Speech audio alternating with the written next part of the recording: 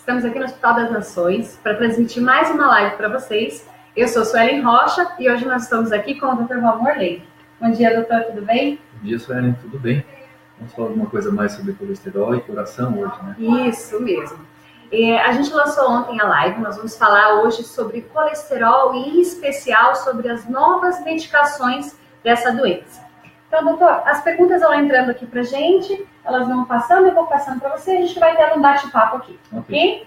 Então tá. Doutor, primeiramente eu acho que é importante a gente comentar para as pessoas que não entendem, e até para as que entendem um pouquinho, para a gente deixar bem claro, o que é o colesterol? Então, o colesterol ele é uma gordura que está presente no sangue.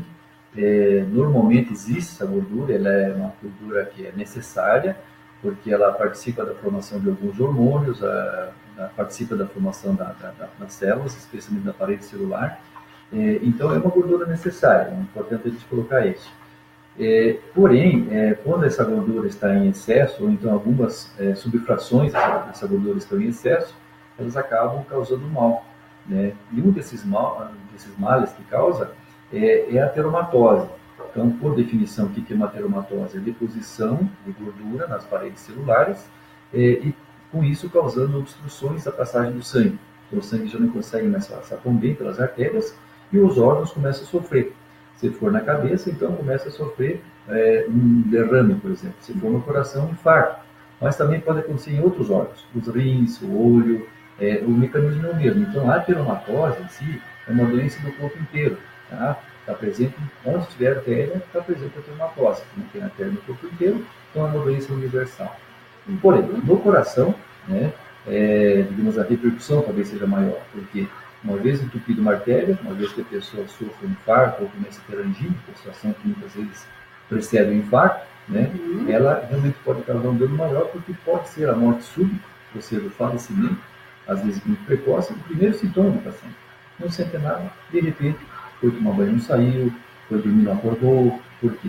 E tinha uma placa de gordura, uma placa termatosa, localizada numa situação bem crítica e que acabou entupindo e a pessoa perdeu a vida. Doutor, uma coisa que eu vejo bastante as pessoas falarem são os tipos de colesterol e comentam sobre colesterol bom e colesterol ruim. Comenta pra gente um pouquinho, então, quais são os tipos dele e qual que é o bom e qual que é o ruim. Isso.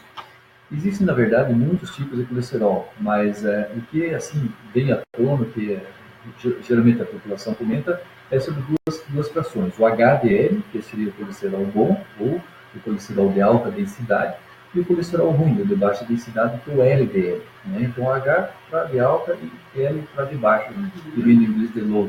Né? Sim. Então, qual que é a diferença básica entre os dois? A diferença entre eles é o seguinte: um acaba neutralizando uma parte do outro. Então, o colesterol bom acaba conseguindo neutralizar uma parte do colesterol ruim. Então, esse assim, é o maior benefício que existe entre essas duas subfrações. Né? Uma delas é produzida basicamente no fígado, que é o colesterol ruim. Né? E em cima disso, então, ele é produzido e metabolizado, né, quando ele tenta ser eliminado do intestino, o fígado capta ele novamente e acaba fazendo um ciclo, e isso mantém o colesterol ruim mais tempo no corpo e mais altas quantidades. E o HDL, é o colesterol bom, ele é produzido nos músculos e ele faz o caminho inverso. Dos músculos ele vai para o fígado. Né?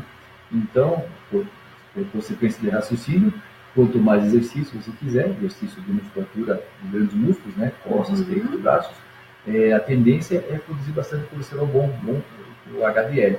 E por isso conseguir diminuir o LDL. O exercício em si já diminui o LDL por queima de gordura. Né? Mas tendo o HDL alto, já é um mecanismo a mais para proteger contra o colesterol ruim. Então, basicamente assim, o colesterol bom é aquele que nos ajuda a produzir os hormônios, faz bem para a nossa saúde, e o ruim é aquele que vai fazendo a gordura, que vai grudando ali, entupindo as veias, isso. E acaba fazendo mal, né? De modo geral, sim. Eles participam realmente do organismo, da produção de hormônios e também das células, né? Mas o colesterol ruim, então, ele é o que a gente deve evitar, porque ele que causa teromatose, né? Em excesso, ele que causa o acúmulo e assim, a luta contra ele é uma luta mundial. Né? Doutor, vamos falar então um pouquinho sobre alguns fatores de risco para o colesterol E qual a relação em sexo, idade, histórico familiar, as doenças que estão associadas? Comenta um pouquinho para a gente sobre isso daí. É um ponto assim, bastante importante a gente abordar, fatores de risco, porque hoje em dia não se fala mais muito em metas de atingimento de colesterol e valores de colesterol. É uma coisa já um pouco passada, porque hoje em dia a gente classifica os pacientes de acordo com o risco.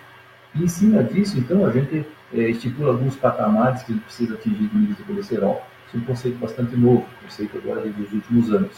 Então, a classificação do paciente de acordo com os seus fatores de risco. Tá?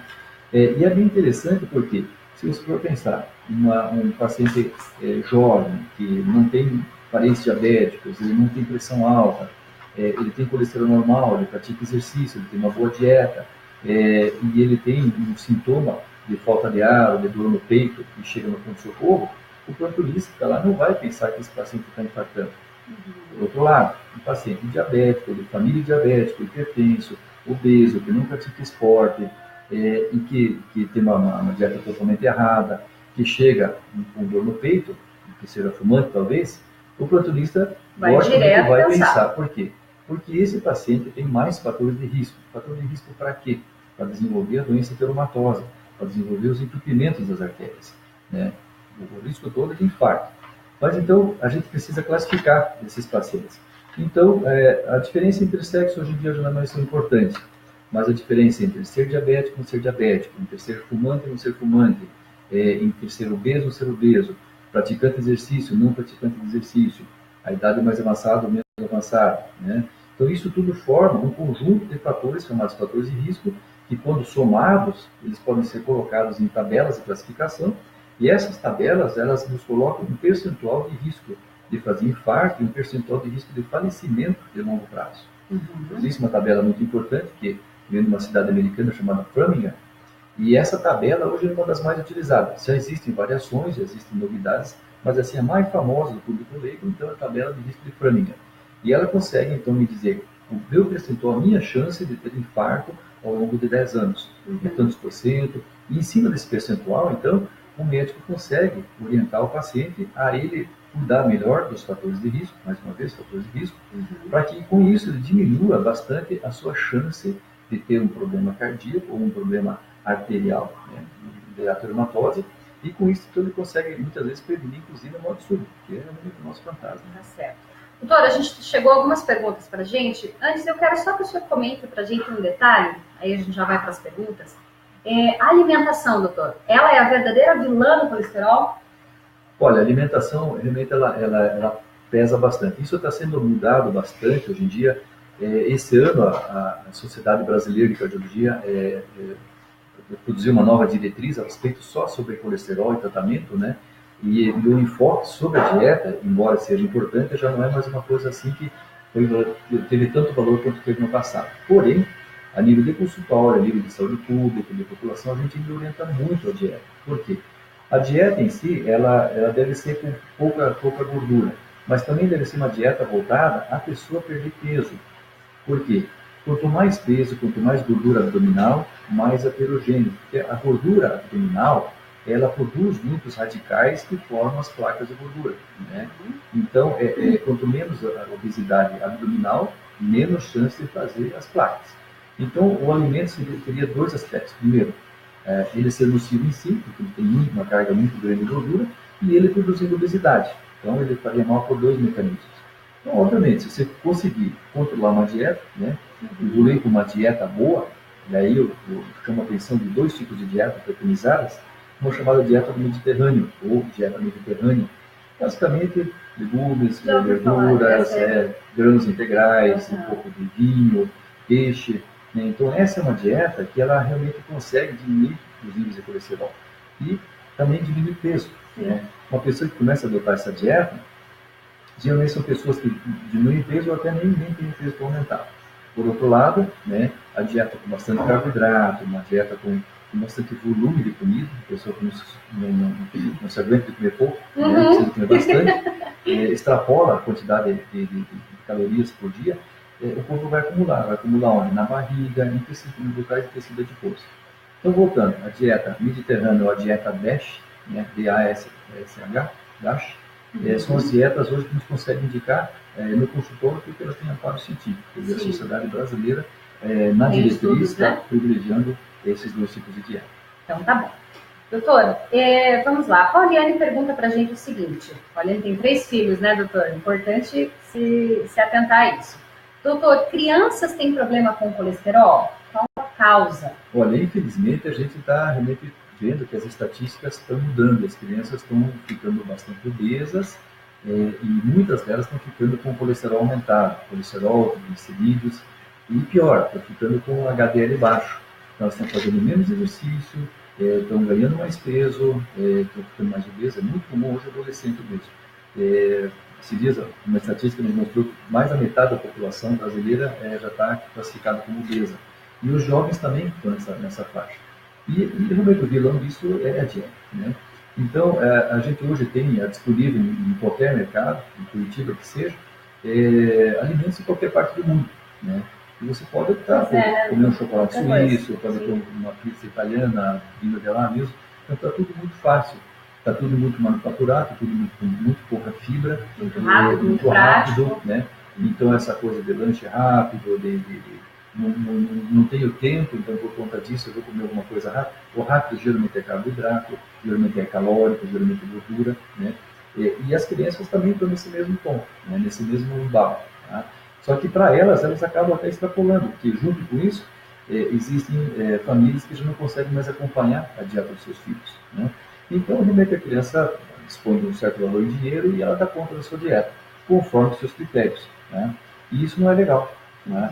A gente observa que pais e mães que ficam mais em cima da dieta das crianças, né, e até dos adolescentes, acabam tendo resultados melhores, tanto na questão de obesidade ou não, quanto no futuro, no desenvolvimento de doença reumatológica. A obesidade vai aumentando vários outros riscos daí, né, doutor? Com certeza. Então é importante a alimentação para que a gente não venha ter uma criança já cardíaca, cedinho, com colesterol. Sem falar na criança que começa a ter problema ortopédico, a criança que começa a sofrer bullying no colégio.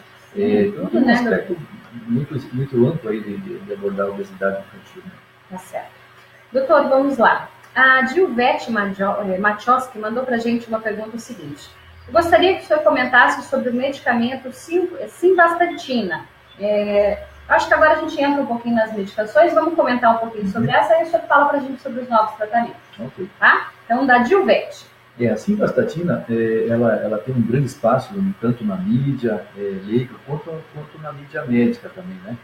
Porque ela foi contemplada novamente na diretriz, né? Existem vários trabalhos científicos mundiais apoiando o benefício que as populações que utilizaram a simvastatina tiveram, tanto na prevenção quanto na diminuição de mortalidade, são chamados de desfechos duros, e a simvastatina faz parte disso tudo. Então, assim, o uso da simvastatina ela já é um uso consagrado, né?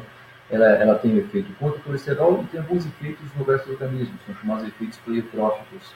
Ela faz bem para baixar o colesterol, mas faz bem para outras coisas também no organismo.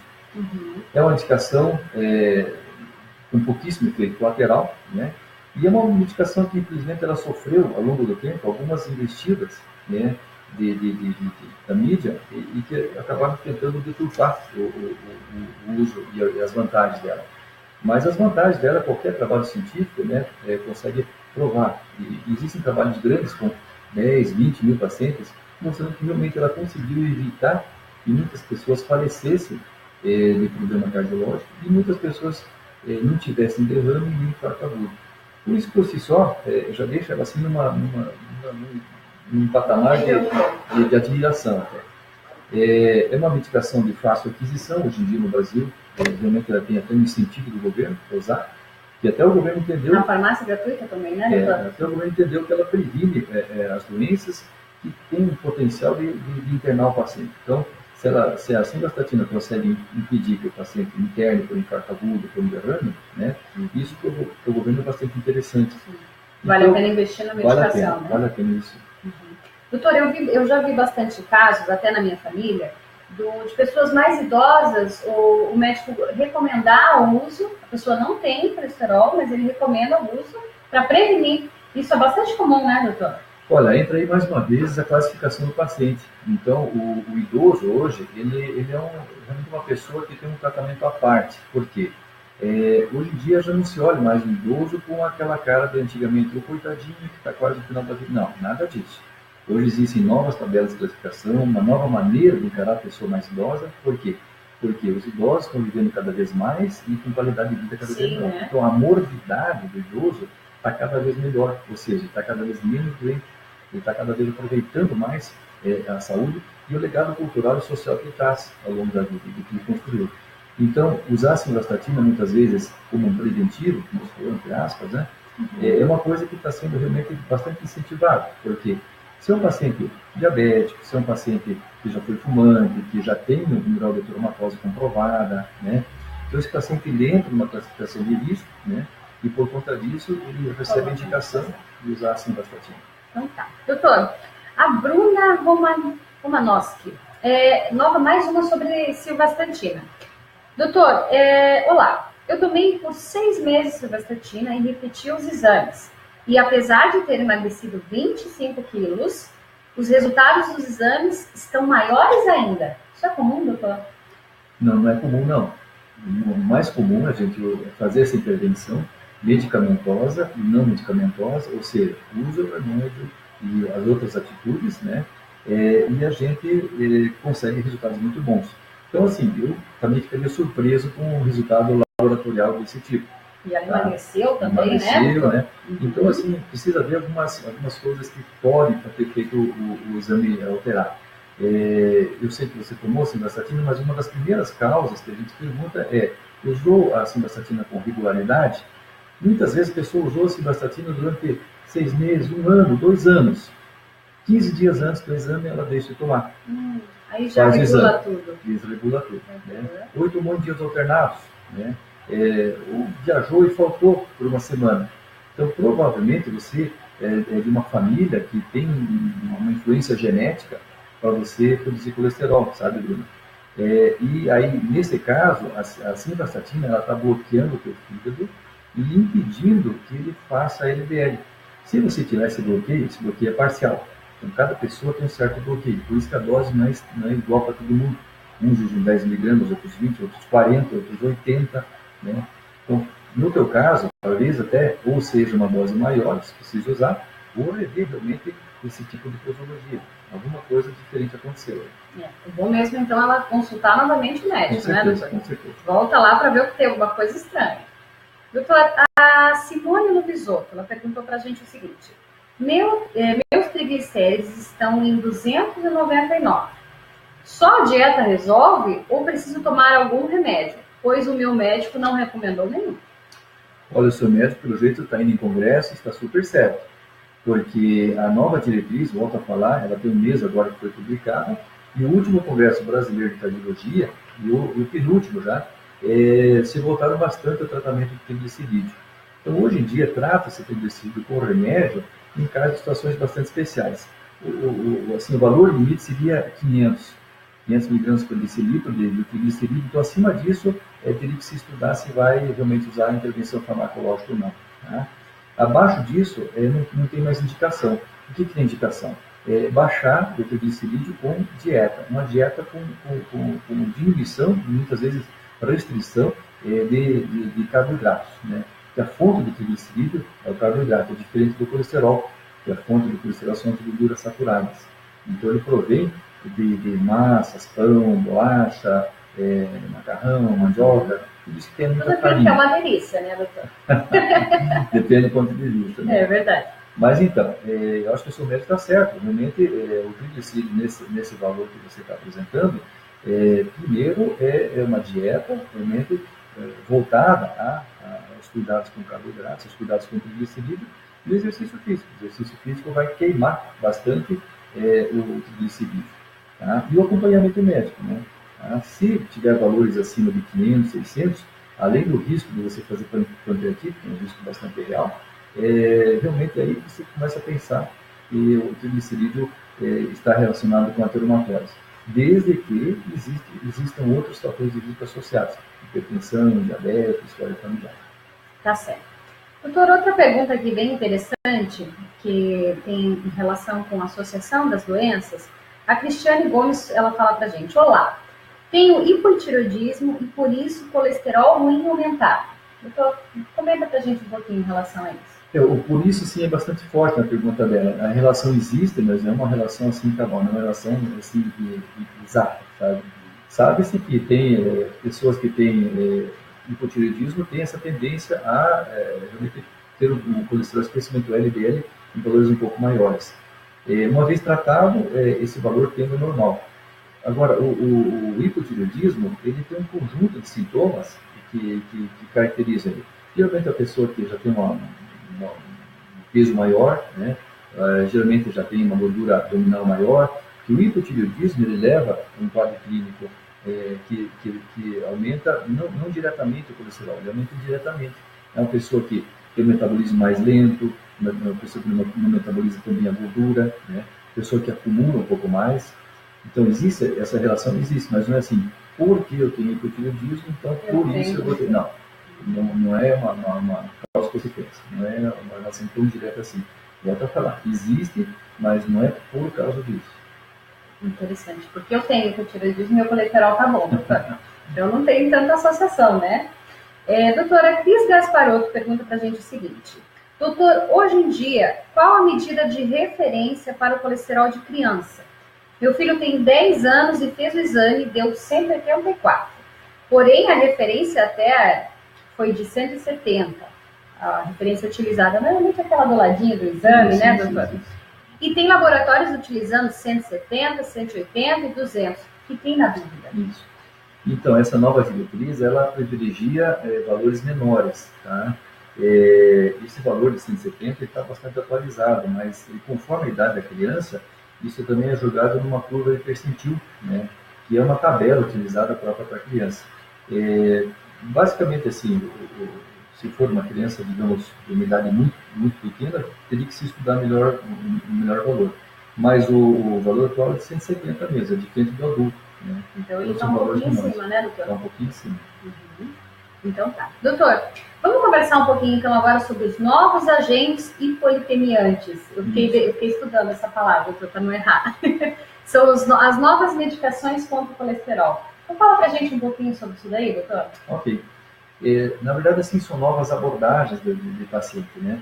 A gente não pode dispensar nunca as mudanças de estilo de vida, que são chamadas de MEV, né? É mudança de estilo de vida. Então, essa é a primeira parte do tratamento. Bom, uma vez que isso esteja realmente bem sedimentado, que o paciente tem uma escala de fatores de risco grande, a gente opta por medicações simples, inicialmente, a simvastatina e a classe delas, a atorvastatina, atualmente já surgiu a pitavastatina. Então, uma nova droga seria a pitavastatina, que tem bem menos efeitos colaterais que a simvastatina, uma droga muito mais purificada, é uma droga muito mais específica, né? É uma droga que, assim, em termos de efeitos colaterais, difícil de lembrar o que ela poderia ter. Então, já poderia dizer, uma nova droga seria a pitavastatina. Mas, em associação a tudo isso, surgiu no mercado há algum tempo atrás uma droga chamada ezetimiba. Né? Ezetimiba é o nome farmacológico. E essa droga entra em associação com a simvastatina, com a atorvastatina, até com a rosuvastatina, e com isso consegue uma dimensão muito maior do colesterol com a mesma dose da droga inicial, simvastatina, rosu ou ator. Né? Então você pode usar 20 mg de simvastatina, por exemplo, se você associar com a ezetimiba, você consegue um resultado assim tremendamente melhor. Né? E tem um estudo bem moderno chamado PROVIT, que mostra que realmente a associação de simvastatina com a ezetimiba diminuiu a mortalidade numa taxa bastante impressionante, inclusive. Né? Existem novos remédios a nível de sequestrantes de colesterol, então existem medicações que conseguem realmente retirar o colesterol do próprio intestino, não chega nem a ser absorvido. Né? E realmente a mais atual, a vedete, digamos assim, do estado atual, seria uma medicação que recebeu um número inicialmente, que é a PCSK9, né? Que tem dois representantes. Um deles é o evolocumab, que no Brasil está sendo já comercializado, que embora tenha um valor bastante alto, né? Mas ele conseguiu uma diminuição de colesterol em cima de quem já tomava remédio de colesterol, em cima de simvastatina, em cima da atorvastatina, conseguiu diminuições assim de até 70%. Ou seja, pessoas que já tinham dermatose, que já estavam tomando colesterol, já estavam tomando ezetimiba, tinham o colesterol baixado, mas não tinham atingido a meta, usaram esse remédio e tiveram em cima disso uma diminuição de até 50% a 70%. Então, é uma medicação bastante nova, é chamada de anticorpo monoclonal, então é uma medicação injetável, você precisa injetar 2 vezes por mês, ou uma vez, conforme a dose, conforme o médico achou que seria bom, e em cima disso consegue resultados muito melhores. A expectativa é que essas medicações venham realmente a mudar a história da dermatose no mundo, né? E os resultados aí são muito pequenos, né? Existem trabalhos agora acontecendo. Nesse momento, acabou de acontecer o Congresso Europeu de Cardiologia, e com certeza nesse congresso vão chegar bastante novidades para nós ao longo dessa próxima semana. O congresso acabou ontem. E a PCSK9 realmente é a droga do momento, é o que você tem melhor, a expectativa é muito boa, né? Porque há muito tempo atrás, provavelmente alguém deve lembrar, que quando se fazia o diagnóstico de uma doença do coração, o médico, entre aspas, desenganava a pessoa, porque não tinha que fazer. Depois veio a cirurgia cardíaca, que foi uma coisa muito boa, já que salvou muita gente. Depois veio a hemodinâmica, com a angioplastia, né? E agora a gente está percebendo que os novos fármacos, os novos remédios, vão tomar muito espaço dessas outras especialidades na resolução da dermatose. E, por conta disso, diminuição de mortalidade, que eu acho que é a nossa finalidade. A finalidade do médico é diminuir a dor e evitar a morte, né? Claro. Doutora, então uma pergunta interessante aqui para a gente, agora até o senhor falando em os novos medicamentos, a Ermelinda Almeida, ela comenta com a gente assim, tem um remédio que é quase igual a simvastatina, porém, ele dá muita dor no corpo quando toma. Quais são os efeitos colaterais, doutor, que a simvastatina ou os remédios para o colesterol eles dão nas pessoas? Um dos efeitos, assim, que eu mais comentado, que seria a dor no corpo, algumas pessoas, infelizmente, elas desenvolvem uma agressão muscular, né? E algumas pessoas chegam até a ter destruição muscular, chamada de rabdomiólise, e isso causa dor. Então, é uma coisa presente, o médico precisa tatear se essa dor realmente está vindo de uma medicação ou é uma dor causada por outro motivo. Então, não é toda dor muscular que é da simvastatina. O que a gente vê na prática clínica de consultório, muito paciente ser desaconselhado pelo tio, pela tia, pelo primo, dizendo, estamos simvastatina, então você está com dor, esqueça. Só que se esse paciente parar a simvastatina, mas está a infartar, esse mesmo parente vai falar assim, nossa, que pena, né? Não fez o tratamento parou o remédio, não fez o tratamento, já morreu, que pena. O bom é seguir as orientações do médico, né? Voltando à pergunta inicial, a dor muscular, uma dor bem característica, né? E muitas vezes essa dor, ela se acompanha de aumento de um exame laboratorial, né? Que o médico solicita para exatamente fazer o diagnóstico inicial. Quer dizer, está com dor, tem alteração laboratorial, então provavelmente é da simvastatina, ou da atorvastatina, da rosuvastatina, dessa classe de medicamentos. Geralmente, uma vez mudada a dose, mudado o remédio, associado a ezetimiba, sabe, o médico tem ciência do que ele está fazendo, do que ele pode fazer. Uma vez feitos esses ajustes, a pessoa segue usando a medicação sem problema nenhum e com o colesterol baixo, que é o que interessa. O importante sempre é quando a pessoa tiver uma situação adversa, né, que ela volte a conversar com o seu médico, porque o interessante é a pessoa ficar bem, né? Tomar a medicação e se sentir bem, né? É muito melhor para o médico, né? E para a pessoa, e essa pessoa vem e fala assim, olha, estou com dor no corpo, e meu tio disse que isso é da simvastatina. O que o senhor acha? Lógico. São 5 minutinhos de esclarecimento, com certeza. Que talvez evite um infarto, talvez evite uma angioplastia, talvez evite uma cirurgia daqui a 10, 15 anos. É só 5 minutinhos, né, doutor? Doutor, está acabando o nosso tempo. A Valéria aqui mandou, doutor Valmor é um dos melhores médicos que eu conheço. Deus abençoe. Minha mãe também. Obrigada, Valéria. Que bom, né, doutor? É importante. Bom, nós estamos terminando aqui o nosso tempo, doutor. A gente não pode se estender demais. O senhor tem alguma recomendação, então, para a gente finalizar, para falar de colesterol hoje? Qual que é a recomendação do doutor hoje? Olha, acho que a primeira recomendação de qualquer médico e da própria medicina é assim: vá ao médico o quanto antes. Nunca foi? Vá pela primeira vez. Já foi? Vá rever os seus exames, né? Mas a segunda recomendação realmente é: faça exercício, tenha uma dieta adequada, né? Se for prescrito o remédio, tome o remédio. Se tiver efeito colateral, vá falar com o médico. O médico tem a responsabilidade sobre essa receita, né? Não pare o remédio sem falar com o médico. E faça os seus exames regularmente. Acho que são dicas muito boas. Então tá bom. Doutor, deixa eu passar aqui agora. O senhor está atendendo todas as manhãs, né? Aqui no hospital? Todas as manhãs. Então tá. Vocês que estão nos assistindo, quiserem agendar uma consulta, o doutor Valmor atende aqui conosco todas as manhãs. Então é só ligar na nossa central de agendamento 3306-9000. Eles vão direcionar para a cardiologia e o senhor vai marcar uma consulta. Estão me passando um número direto, ó, doutor. 3306-9300. Esse é o telefone direto da cardiologia para agendar uma consulta com o Dr. Valmor. Doutor, muito obrigada pela sua disponibilidade. Eu que agradeço, a gente fica bem à disposição, né, para qualquer contato que for necessário aí, ou marcar uma consulta, fique à vontade. Tá joia. Mais perguntas que vocês tiverem, podem nos enviar, que o doutor responde para a gente passa pelo Facebook depois, sem problema nenhum, né, doutor? Muito obrigada, doutor. Hospital das Nações, você em boas mãos.